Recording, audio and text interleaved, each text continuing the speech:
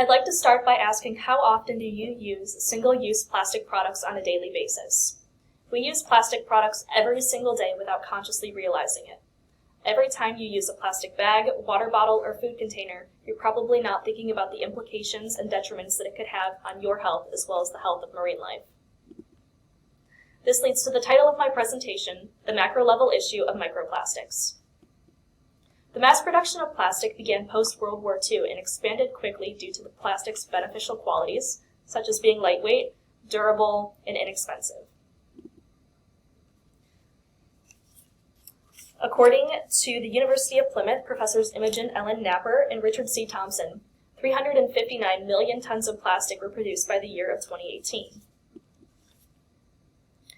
30 years after production began, reports of plastic debris being caught in plankton nets as well as floating debris in water bodies began to surface.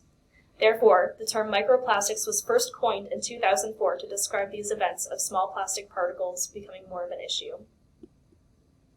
According to Charlie Lay, a contributing writer for Earth.org, microplastics are broken down plastic particles that measure less than 5 millimeters in diameter.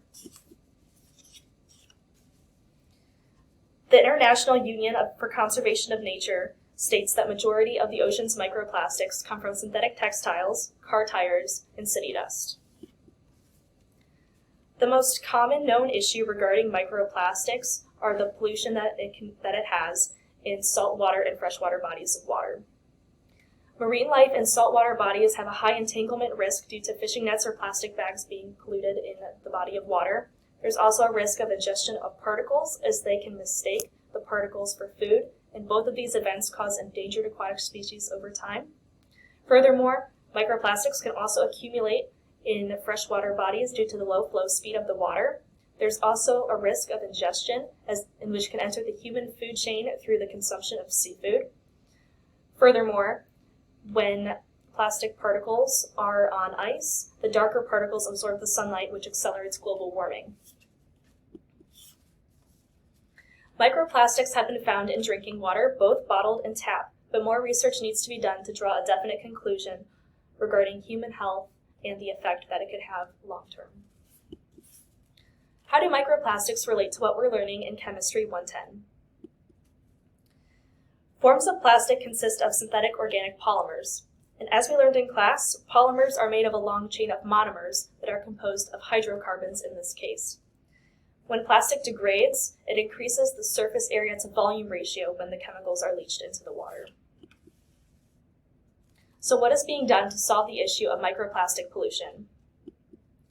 As microplastic pollution is gaining recognition and becoming more of a threat, many different solutions have been set in place, such as government assistance, waste management, and major companies taking the step to create recycled products. Through government assistance, programs are designed to educate and involve the public, as well as policies, such as the policy to implement a tax on non-recyclable products.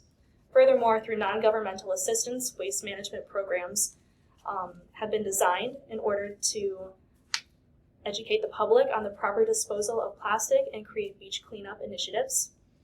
Furthermore, major companies are taking the step forward to create environmentally friendly products using recycled microplastics.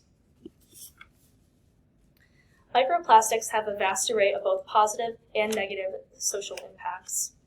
Positive impacts are more public awareness on how to recycle and what needs to be done in order to recycle these products.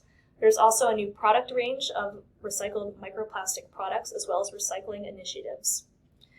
The negative implications that microplastics could have on society are the lack of consistency in between the policies between countries, as well as the lower quality products that are being produced from recycled microplastic.